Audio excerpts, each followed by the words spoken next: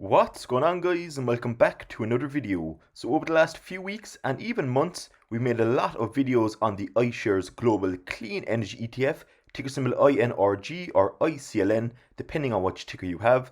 So as promised, in today's video, we're going to give an update on their top 3 holdings in this ETF, which now has 80 holdings. So we'll have a look into that, which represents 20% of the overall portfolio, or 19.66%. We'll also then give an update on how this ETF is currently performing and have a look at my very own holding as well. We'll give an update on the characteristics / holdings within this ETF. And finally, we'll give my plans going forward for the iShares Global Clean Energy ETF. And with all that being said, let's dive right on into today's video.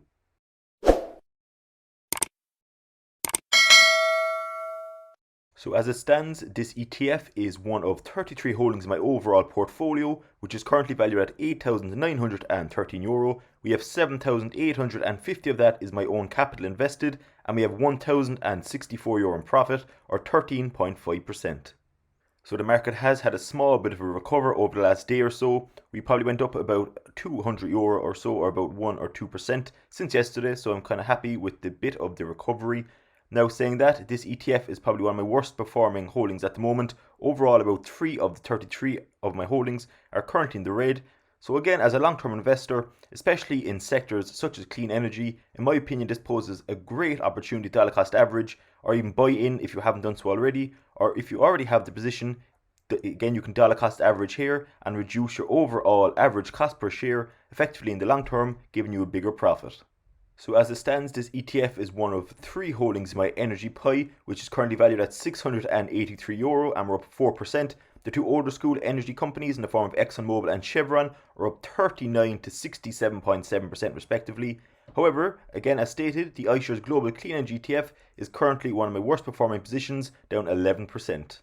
So we can see here on the left as well, we currently have 42.3 shares in this ETF, €447 invested, and again at the moment we're down about 11%. However, my average cost is currently sitting at about £10.30. Again, it's in pound sterling because it's on the London Stock Exchange. It's currently trading at £9.11, and it's up 4.83% over the last week or so. So all in all, over the last few weeks for an ETF, it's been quite volatile with a lot of ups and downs. However, my goal is to get as close as I can as an average price to the £9.50 mark. So as it stands, there is currently 84 holdings in this ETF. Now, only a few weeks back, it was 30 holdings, but we all kind of know what happened there in terms of kind of volatility and exposure. For example, Plug Power was the top holding at the time, and due to fund counting errors, it had disastrous effects on that stock, which overall pulled down the overall ETF because it was too reliant on some of its main holdings. So that's one of the main reasons why it has now expanded to 84 holdings, and it has plans to add another 16 to get it up to the 100 mark. Now, I'm all in favour for this increased holdings. There's 2 main reasons for this. Firstly, it'll increase its diversification, especially in clean energy with a lot of subsectors. It is imperative to kind of have your hands in all of these baskets, so to speak. And the second point as well, just like we've seen with the Plug Power dilemma a few weeks back, is that if there's high inflows of capital into this ETF, it won't sway the weightings of these ETF holdings, because now there is going to be close to 100 overall. So just very briefly, some key metrics before we look at the top 3 holdings. It currently has 5.7 billion in net assets. There is 254 million shares outstanding. Also, as I stated, there's 84 holdings, soon to be 100. And finally, the daily volume is currently sitting at 5.4 million ETF shares changing hands. Now again, one thing this ETF might be lacking in the clean energy sector is batteries, so clean energy batteries that is. So again, that's probably where they're going to focus on for the remaining 16 holdings that they want to add to get it up to the 100 mark. Now again, by adding these 50 or so holdings in this ETF over the last few weeks, it has diversified their overall global exposure as well, which is key. It's not just the sector exposure that they needed to increase, it was also global diversification. Again, that is imperative, especially in clean energy. We can see now that the US is still the top priority here, with 37.69% of the overall ETF.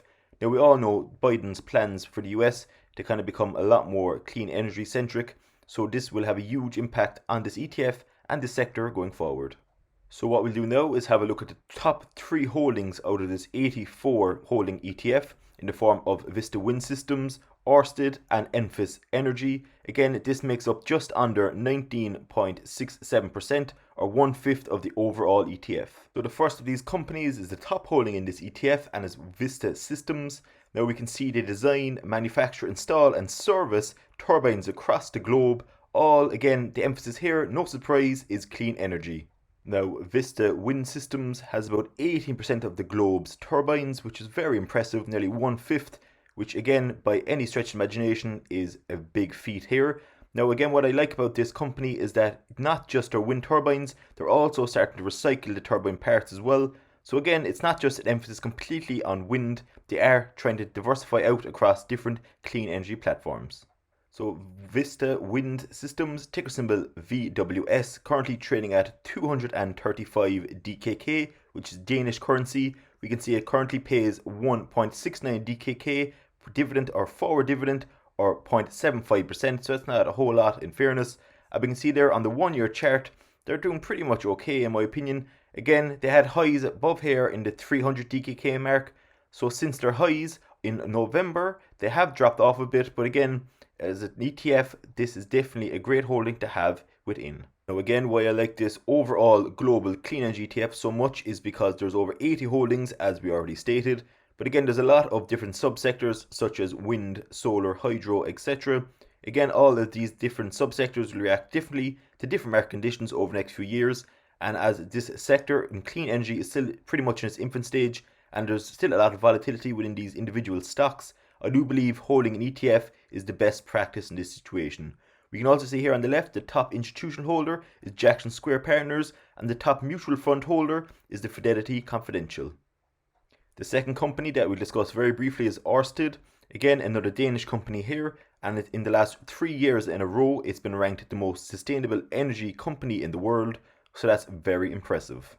So in summary, Ørsted develops, constructs and owns onshore and offshore wind, solar and energy farms, as well as bioenergy plants. Ørsted currently has over 6,000 full-time employees. We can see here on the charts, they're currently trading at 923 DKK to have a dividend of 1.3%.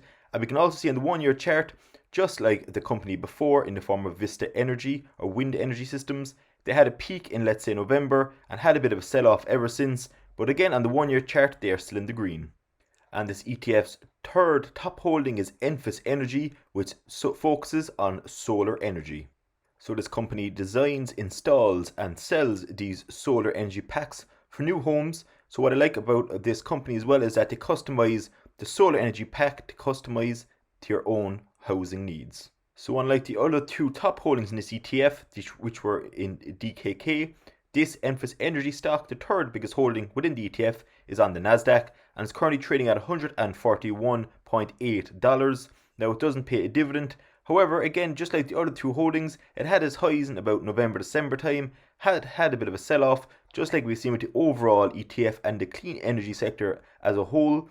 And the main point of this as well is because of the hype and the kind of consolidation of this energy style companies after the presidential elections. But again, nonetheless, I do believe in the long term, these style energy companies are going to recover and prosper. We can also see the top holders for ENPHS Energy are the Vanguard Group with 9.89% holding, so nearly 1/10 of the whole company is owned by Vanguard. We then have the likes of BlackRock and Invesco taking up second and third position. So with all that being said, that's pretty much the end of today's video. I just wanted to give a very brief update on the top 3 holdings within this iShares Global Clean Energy ETF, ticker symbol INRG or ICLN, depending on which ticker you bought into.